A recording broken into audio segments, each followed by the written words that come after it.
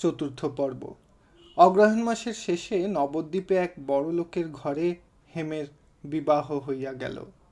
সে দূর হইতে গুণিদাকে প্রণাম করিয়া স্বামীর ঘর করিতে চলিয়া গেল। সেখানে শ্বশুর শ্বশ্রু যা ননদ কেহই ছিল না। স্বামীর বৃদ্ধা পিতামহী এবং স্বামীর অবিবাহিত ছোট ভাই। সে কলিকাতায় কলেজে পড়ে। কিশোরীবাবুর বয়স ৩৬-এর কাছাকাছি। তিনি বিপত্নিক হইয়া অবধি একটি ডাগর মেয়ে খুঁজিতেছিলেন, তাই হেমকে না দেখিয়াই তাহার পছন্দ হইয়া গেল। বিবাহের পর তিনি সুলোচনাকেও এ বাড়িতে আনিবার জন্য পীড়াপিড়ি করিতে লাগিলেন। সুলোচনা সম্মত হইয়া মেয়ের কাছে পত্র লিখাইলেন। তিনি নবদ্বীপে থাকিয়া পুণ্য সঞ্চয় করেন, এই ইচ্ছা। হেম জবাবে লিখিল, তুমি যে বাড়িতে আছো মা, সে বাড়ির হাওয়া লাগলেও সমস্ত নবদ্বীপ উদ্ধার হয়ে যেতে পারে। ওখানে থেকেও যদি তোমার পুণ্য সঞ্চয় না হয়, বৈকুণ্ঠে গেলেও হবে না। ওকে ছেড়ে যদি তুমি এসো, আমি নিজে গিয়ে তার কাছে থাকব। মেয়েকে তিনি চিনিতেন, তাই যাইতে পারিলেন না বটে, কিন্তু মন তাহার কোথাকার অজানা নবদ্বীপের আশেপাশে দিবারাত্র ঘুরিয়া বেড়াইতে লাগিল। এমনি করিয়া আরো ৬ মাস কাটিয়া গেল।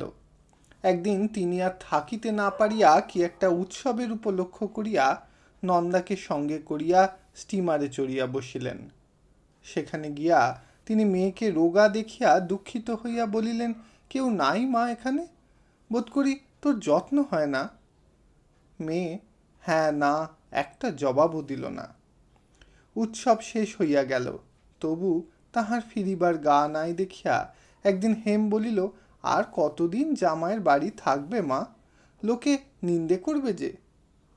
সুলোচনা রাগিয়া উঠিয়া বলিলেন, তুই আমাকে তাড়াতে পারলেই বাঁচিস। এ তবু তো আপনার মেয়ে জামাইয়ের বাড়ি, সেইখানেই কোন নিজের বাড়িতে ফিরে যাব শুনি। হেম কিছুক্ষণ অবাক হইয়া বসিয়া থাকিয়া বলিল, তোমার দোষ নেই মা, এ আমাদের মেয়ে মানুষের স্বধর্ম। আমরা আপনার পর একদিনেই ভুলে যাই। দিন কাটিতে লাগিল, আবার দুর্গাপূজা ঘুরিয়া আসিল। গুণী বড় ঘটা করিয়া পূজার তত্ত্ব পাঠাইয়াছিল। সুলোচনা হেমকে আড়ালে ডাকিয়া বলিলেন, গুণী আমার ব্রাহ্ম বটে, কিন্তু এসব জানে।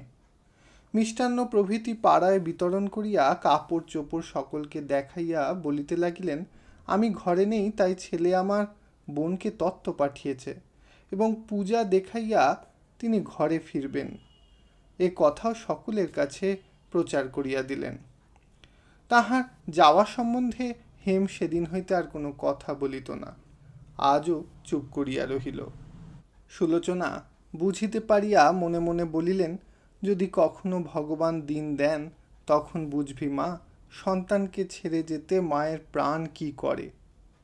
কিন্তু পূজা শেষ না হইতেই সুলোচনাকে শক্ত করিয়া ম্যালেরিয়ায় ধরিল। মাসখানেক জ্বর ভোগের পরে একদিন হেম বলিল, আর কেন মা, বিপদে মধুসূদনকে স্মরণ করতে হয়, যদি বাঁচতে চাও গুণিদাকে ডাক দাও। বলিতে বলিতে তাহার 2 চোখ জলে ভরিয়া গেল। তারপর সেই জল ঝরঝর করিয়া ঝরিয়া পড়িতে লাগিল। সে ঊর্ধ্বমুখে স্থির হইয়া বসিয়া রহিল। মা বলিলেন, তাই করো হেম, তাকে চিঠি লিখে দে। হেম বাড়ির সরকারকে দিয়া মাকে লইয়া যাইবার জন্য গুণেন্দ্রকে চিঠি লিখাইয়া দিল। 2 দিন পরে মানদা ও দারোয়ান আসিয়া উপস্থিত হইল। হেম মানদাকে ডাকিয়া জিজ্ঞাসা করিল, গুণিদা এলো না কেন রে? মানদা বলিল, তাঁরও অসুখ, প্রায় 2 সপ্তাহ হয়ে গেল, সর্দি কাশি, কোনোদিন বা একটু জ্বর, না হলে তিনিই আসতেন। হেম আশা করিয়াছিল গুণিদাদা আসিবে। সুলোচনা চলিয়া গেলেন। গুণী ঔষধপথ্যের ব্যবস্থা করিয়া দাস দাসী সঙ্গে দিয়া তাহাকে বায়ু পরিবর্তনের জন্য পশ্চিমে পাঠাইয়া দিল। যাইবার সময় সুলোচনা বলিলেন, গুণী তুইও আমার সঙ্গে আয় বাবা, তোর দেহটাও ভালো নেই, চল দুজনেই যাই। গুণী স্বীকার করিতে পারিল না, তাহার কলিকাতায় কাজ ছিল, সে রহিয়া গেল। পশ্চিমে গিয়া সুলোচনা সারিতে লাগিলেন। তিনি নবদ্বীপে ও কলিকাতায় চিঠি লিখিয়া সংবাদ জানাইলেন যে শরীর ভালো থাকিলে মাঘের শেষে দেশে ফিরিবেন। গত বৎসর 26শে অগ্রহায়ণে হেমের বিবাহ হইয়াছিল। আজ আবার 26শে অগ্রহায়ণ ফিরিয়া আসিয়াছে।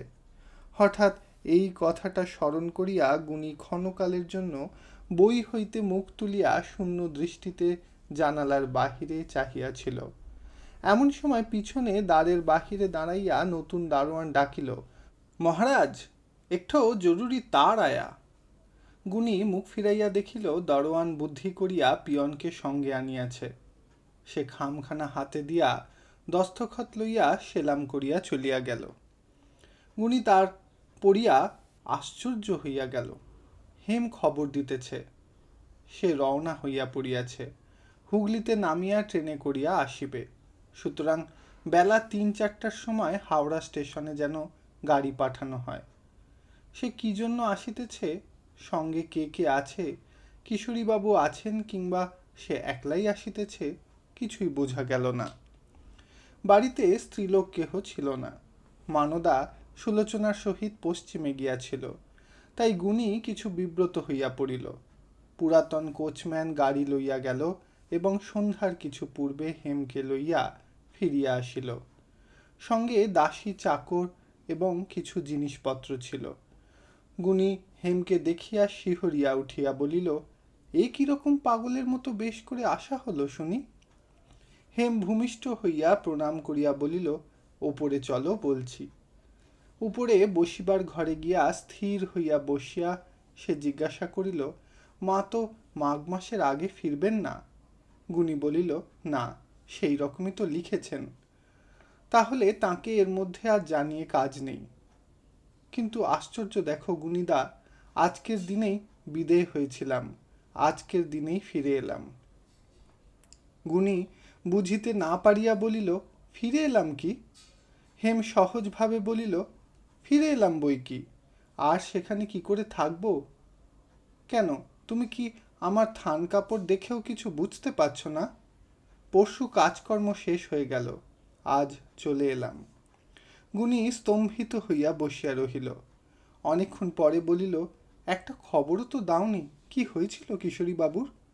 হেম বলিল, ও বুধবারের সন্ধ্যাবেলাতেই কলেরার লক্ষণ টের পাওয়া যায়। ওদেশে যতদূর সাধ্য চিকিৎসা করা গেল, কিন্তু কিছুতেই কিছু হলো না। পরদিন বেলা 10টার সময় মারা গেলেন। গুণী কিছুক্ষণ পরে অলক্ষ্যে আর্দ্র চক্ষু মুছিয়া ফেলিয়া বলিল, কিন্তু মা শুনলে একেবারে মারা যাবেন। যতদিন তিনি জানতে না পারেন ততদিনই ভালো। হেম কহিল, কি করবে গুণীদা, তোমরা ভগবানের বিরুদ্ধে ষড়যন্ত্র করেছিলে। সে কথা কেবল আমিই মনে মনে টের পেয়েছিলাম। তখন আমার কথা তোমরা গ্রাহ্য করলে না। এখন কান্না আর হায় হায়। খিদে পেয়েছে, কি খাই বলো তো? কিন্তু ক্লান্ত হয়ে পড়েছি, আর রাঁধতে পারবো না। কিছু ফলমূল খেয়েই আজকের দিন কাটাই। গুণী জিজ্ঞাসা করিল, ও বেলাতেও খাওয়া হয়নি? সে কহিল, না, সকালে স্টিমার ধরতে হয়েছিল। মাঘের শেষে সুলোচনা ফিরিয়া আসিলেন, কিন্তু রোগমুক্ত হইয়া আসিতে পারিলেন না। তারপর ঘরে আসিয়া এই দৃশ্য দেখিয়া সেই দিনই আবার শয্যা গ্রহণ করিলেন। এ শোক তাহার বুকে শেলের মতো বাজিল। চিকিৎসা ও শুশ্রূষার অন্ত রহিল না, কিন্তু কিছুতেই যেন কিছু হইতে চাহিল না। একদিন তাহার হাত পা ফুলিয়া উঠিল দেখিয়া গুণী অতিশয় চিন্তিত হইল। সেদিন তিনিও গুণীকে নিভৃতে পাইয়া বলিলেন, আর কি হবে বাবা, চেষ্টা করে আমাকে একটু শান্তিতে যেতে দে। গুণী চোখের জল চাপিয়া বলিল, এমনি কি হয়েছে মা, যে একেবারেই তুমি নিরাশ হয়ে পড়েছ? সুলোচনা বলিলেন, আচ্ছা তুই বলে দে, আমার আশা করবার আর কি বাকি আছে? গুণী মুখ নিচু করিয়া বসিয়া রহিল। সুলোচনা বলিলেন, গুণী, আমি অত নির্বোধ নই বাবা। আমি জেনে শুনে যে পাপ করেছি, সেই পাপ আমাকে যেন ভিতর থেকে পলে পলে ভস্ম করে আনছে। ক্ষণকাল নীরব থাকিয়া আবার বলিলেন, একটি কথা আমাকে সত্য করে বল গুণী, আমি বেশ জানি একদিন তুই আমার হেমকে স্নেহ করতিস, আর একবার চেষ্টা করলে কি তাকে আবার স্নেহ করতে পারিস নে? গুণী মুখ নিচু করিয়া বলিল, তাকে তো চিরকালই স্নেহ করি মা। সেদিনও করেছি, আজও করি। তার জন্য তোমার কোনো ভাবনা নেই।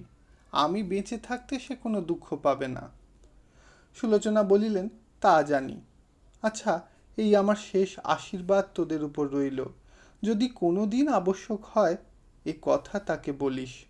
আর একটা কথা বাবা, এখানে থাকতে হেম আমাকে চিঠি লিখেছিল, মা যেখানে তুমি আছো সে বাড়ির হাওয়া লাগলে সমস্ত নবদ্বীপ উদ্ধার হয়ে যেতে পারে।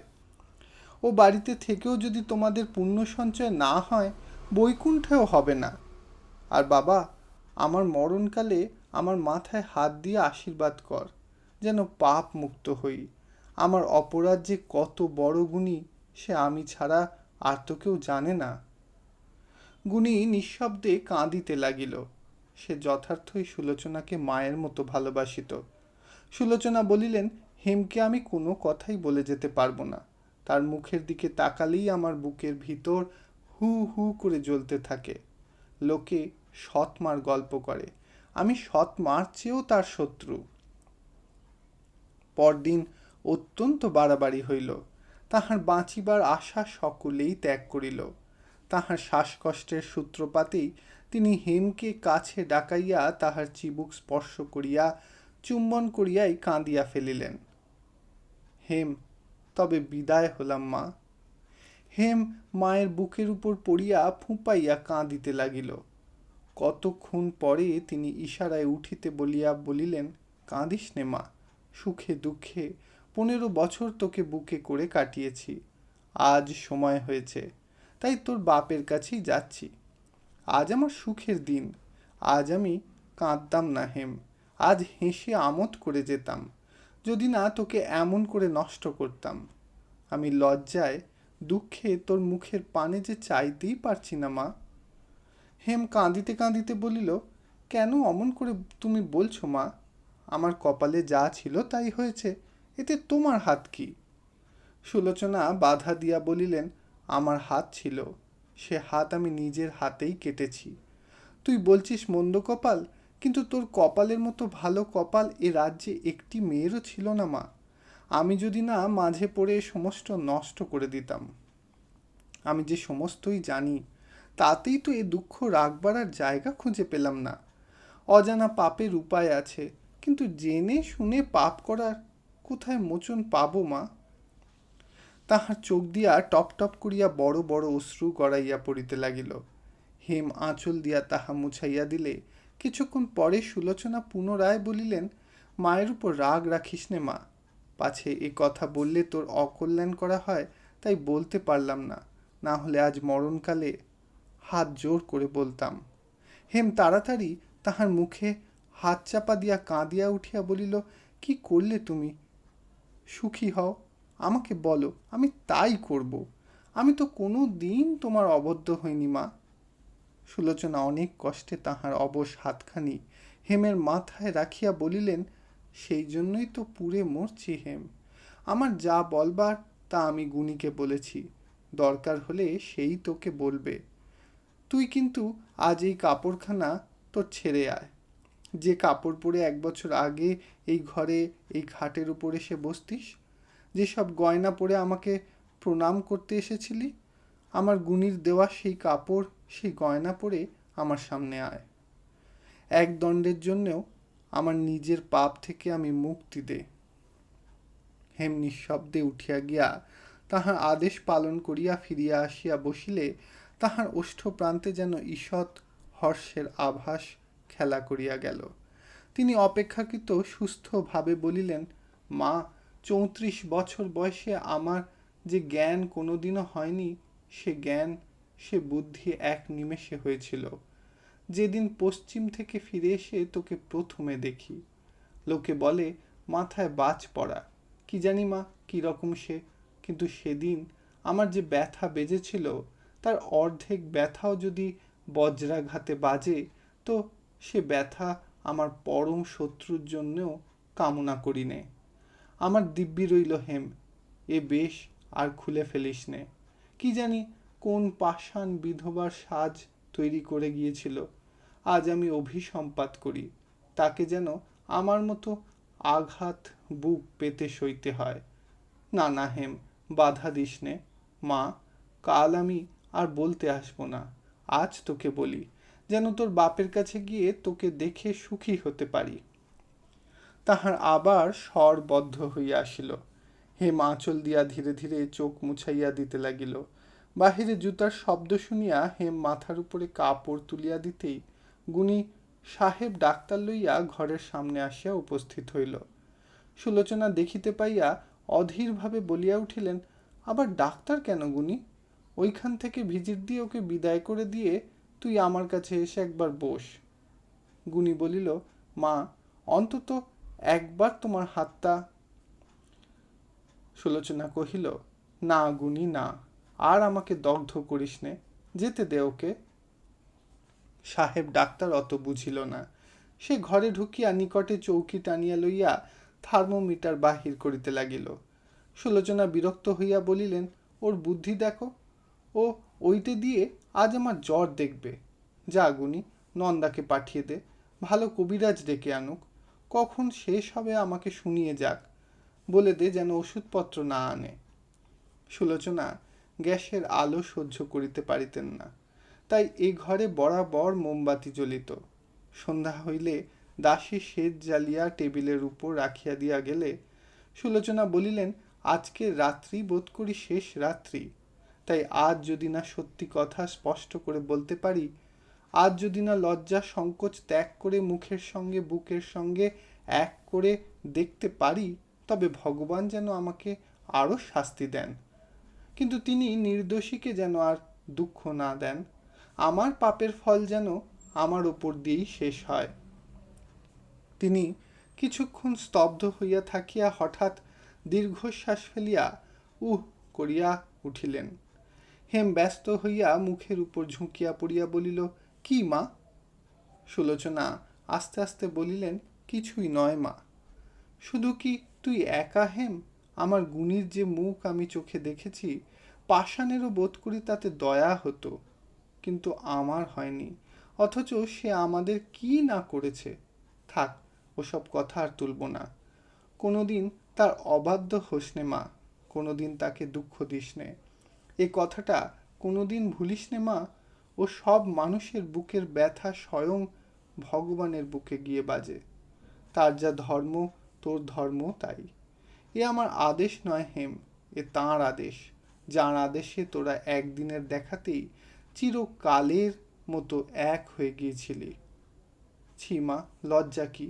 যিনি অন্তর্যামী, যিনি বুকের ভিতর লুকিয়ে বসে কথা কন, তাকে অস্বীকার করো না, তাকে অমান্য করো না।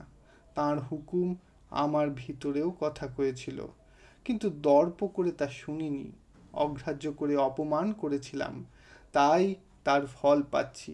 কিন্তু তোদের উপর আমার এই শেষ অনুরোধ রইল মা, আমার অন্যায়, আমার পাপকে চিরকাল স্বীকার করে আমার দুষ্কৃতিকে যেন অক্ষয় করে রাখিস নে।